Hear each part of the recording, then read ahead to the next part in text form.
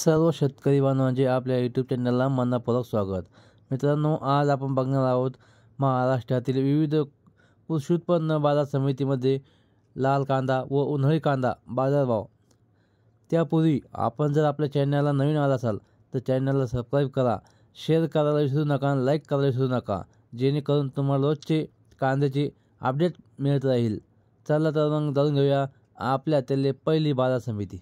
बाजार समिती आहे पारनेर। आवक होती 10,111 क्विंटल। किमान दर मिळाला 500 रुपये। सर्वसाधारण दर मिळाला 2,125 रुपये, तर कमाल दर मिळाला 2,800 रुपये।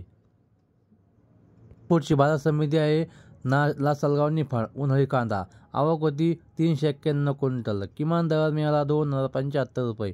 सर्वसाधारण दर मिळाला 2,300 रुपये। कमाल दर मिळाला 2,401 रुपये।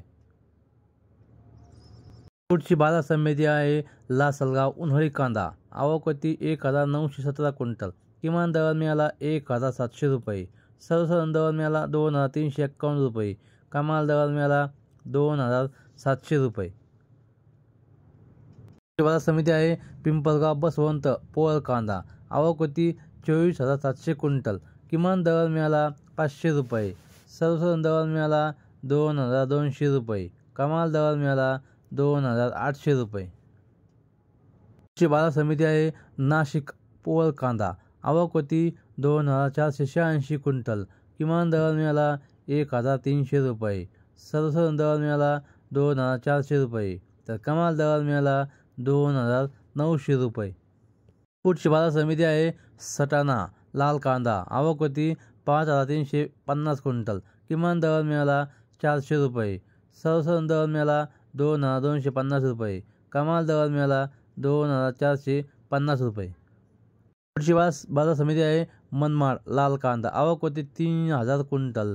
किमान दर मिळाला 500 रुपये। सर्वसाधारण दर मिळाला 2,100 रुपये। कमाल दर मिळाला 2,431 रुपये। बाजार समिती आहे संगमनेर लाल कांदा। आवक होती 11,773 क्विंटल। किमान दर मिळाला 400 रुपये। सर्वसाधारण दर मिळाला 1,600 रुपये। कमाल दर मिळाला 2,800 रुपये।